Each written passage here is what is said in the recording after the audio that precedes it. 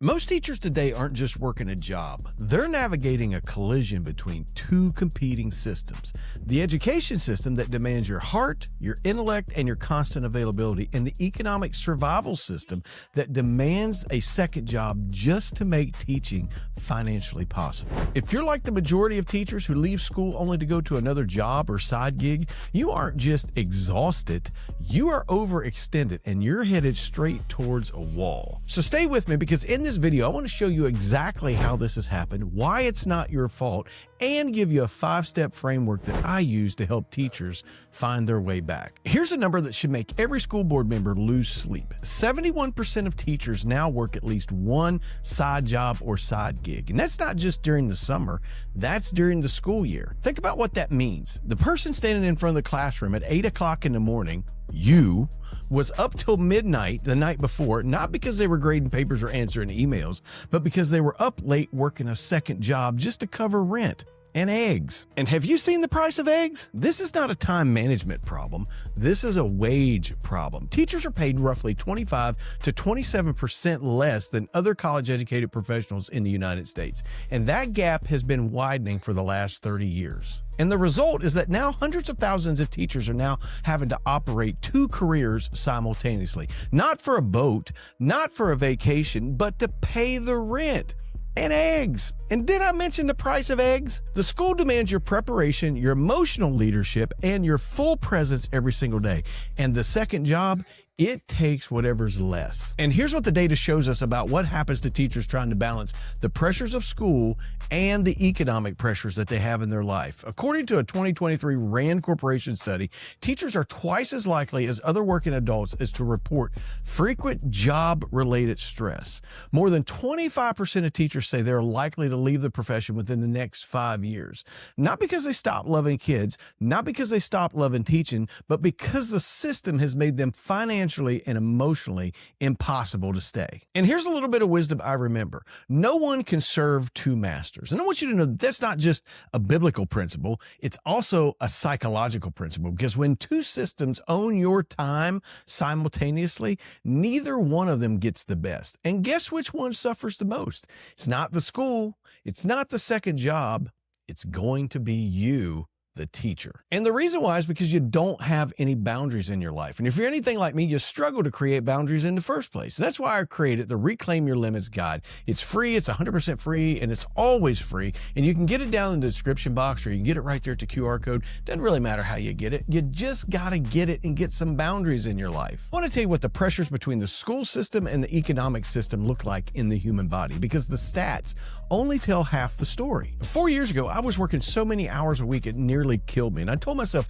it's only for a season and that I would slow down later. And I said, I'm strong enough to carry it. And then what happened to me is one morning I woke up and my face went completely paralyzed and I thought I had a stroke. My wife thought I had a stroke. The kids at school thought I had a stroke. The good news is I didn't have a stroke, but what I did have was an onset of Bell's palsy as a result of chronic stress. And my doctor, he looked at me and he says, John, he says, if you don't do something about your stress is going to do something about you. And here's what I know now that I wish I had known then, is that burnout doesn't happen because you had a bad Tuesday, or because you had a bad week, or even because you had a bad month. Burnout happens when three forces come together and they become a weight upon the teacher that it's completely unbearable. Number one is the emotional output, because you're not just teaching a subject, you're trying to regulate 25 to 30 nervous systems in your classroom every single day while simultaneously managing parents, administrators, and a curriculum that keeps expanding. The second is financial debt. When your paycheck doesn't cover the actual cost of living, your home stops becoming a place of rest and it becomes a source of stress. And so the place that where you're supposed to recover is now a place where anxiety lives. And number three is time compression. When you take a second job, you don't just trade your time. You're actually trading the time that you have to recover. The hours that were supposed to let your nervous system reset and rest are now being used to survive. And a nervous system that never resets eventually stops functioning the way that it's supposed to. And so you have these three forces, one human being And so something is eventually going to break. And the history of teaching in America tells us clearly, it's always the teacher that breaks. It's never the system. The system's never going to change. It only destroys teachers. So here at Teacher Talk, we're a faith-based organization. It's not because we want to be offensive. It's just that that's who we are. And this is the only framework that we believe is strong enough to help the teacher withstand the pressures of a school system and the economic system. And because of that, there's a distinction that I want to draw. And I believe it's the most important thing that I have to say in this entire video. And it is the difference between diligence and overextending. I believe the scripture honors diligence. Hard work is not the enemy, because Proverbs chapter 13 says that the diligent will be richly supplied. And so working hard, showing up fully, giving your best, all of that stuff is honorable. And that's not what's causing teachers to break nowadays. What's breaking teachers is when they are overextended. And overextending is what happens when hard work crosses the line, when it stops being a sustainable effort and becomes self-destruction in disguise. So here's how you know the difference in real life. Diligence looks like staying an extra hour to help a struggling student because it matters and because you have the capacity and the energy to complete that task. Overextending, on the other hand, looks like answering emails at midnight because you're terrified of what happens if you don't, even though you've been awake since 5 in the morning and you've already worked a second shift at another job. And so here's the summary. Diligence is sustainable.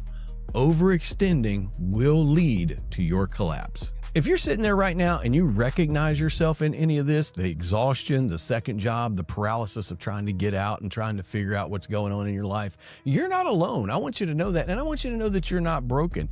And there is a way forward. I want to encourage you to book a discovery call with me. You can find it down in the description box or right there on the QR code on the screen. It doesn't matter how you get it done. Just get it done, because first of all, you don't have to struggle. But if you are struggling, you don't have to struggle alone. We can struggle together. So how do you actually get from where you are to somewhere sustainable? This is the framework that I use whenever I coach teachers. And it's the same process I walked myself through 4 years ago when my face was paralyzed and I knew that something had to change. I call these the 5 R's of recovery. And I want you to know that these are not motivational bumper stickers. These are sequential moves that each one builds upon the other to help you create a sustainable teaching career. And the very first thing that you have to do is recognize the pressure. You got to stop telling yourself that you just need to be more organized, or you need to be more disciplined, or you need to be more efficient. The fact of the matter is, you're a teacher, you've been in this business for a long time, you're already organized, you're already efficient. The pressure that you're under, it's not a personal failure. The pressure that you and I are under, it is a systemic failure. And acknowledging that, that's not complaining, that's not laziness, that's not passing the buck. What that is clarity. And in order for you to solve a problem that you're dealing with, you have to have fierce clarity as to what's actually going on, because you can't solve a problem if you refuse to see it accurately. Number 2, reject the lie of endless capacity. So somewhere along the way, teachers have absorbed this lie that says that a good teacher gives everything that they have. A good teacher continues to working no matter what. A good teacher will do it when nobody else will do it, and they give everything that they have. And I want you to know that that story is a lie. And the reason why is because teachers are human beings, and human beings have a finite nervous system, we have a finite body, and we have a finite amount of recoverable energy. So respecting those limits that we have as human beings, that's not weakness. That is wisdom. In fact, the scripture says in Proverbs chapter 4, verse number 23, it says, above all else, guard your heart, for from it flow the issues of life. And whenever you begin to recognize the truth about what it is that you're dealing with, and that what the system does to us as teachers, it enables you to guard your heart. Because when your heart is out of line, the rest of your life is out of line. And that's not just biblical wisdom, it's science, because that is what makes you sustainable. And number 3, you have to reclaim your limits, because this is where everything gets practical, and it also gets very difficult, because you have to decide in advance, in writing, with intention, what you will and will not do, and you need to be ready to stand on that ground, because as soon as you draw a limit, that limit will be tested. And number 4 is reconnecting with priorities. When everything feels urgent, nothing can possibly be important. And it doesn't matter what it is. It could be the second job. It could be the unread emails. It could be a committee that you joined 3 years ago and you completely forgot about. They can't all have equal weight because they can't all be equally important. You have to reorder your life intentionally based upon the things that actually matter, not based upon the things that scream the loudest. And I want you to know that this isn't a one-time exercise. It's a weekly discipline because the list of things that are actually important, they're always changing. And number 5, you gotta restore rhythm in your life. And this is the one that most people skip, but it is the most important because you weren't designed for continuous output. You were designed for a cadence of work and rest, not vacations necessarily, not weekends off, but daily, weekly, rhythmic restoration. Without rhythm, you're not living. You're just performing. And guess what happens to all performances? They eventually come to an end. One thing that you might want to try is my 5-minute reset. It's free. It's 100% free and it's always free. And I know that 5 minutes isn't going to change everything. Certainly not going to change the world, but it is enough, according to science, to give your brain the feeling of being safe so that you can get through your day. You can grab it in the description box or you can get it to the QR code right there on the screen. It doesn't matter how you get it. Just get it so that you can get feeling better. So here's what I want to leave you with.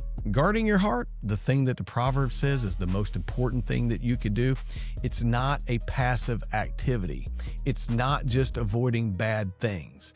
It is actively rebuilding rhythm that allows you to work and not destroy the person that you are. And that's what the system does to it. It destroys our personhood. Now you got to think with me for just a second because you became a teacher because something in you felt called. That calling is still there. It's just buried underneath all of the education system pressures and underneath all the economic pressures. The calling is still there. And I want you to know that you don't have to figure that out alone and you don't have to leave the profession in order to survive it. But something has to change. And so if you're at a wall, if you've come to a dead end, if you're scared or if you're exhausted and you don't know what to do or you don't know what the next move is, book a discovery call with me. The link is in the description or you can get it at the QR code right there on the screen and we'll tackle this problem together. And if you're like millions of other teachers, you're exhausted, you're burned out and you can't find your why right now and you don't know how to fix it and you don't know how to set any limits, go ahead and take a look at that video right there. And it'll help you set your limits. But until we see each other again, stay strong and keep teaching.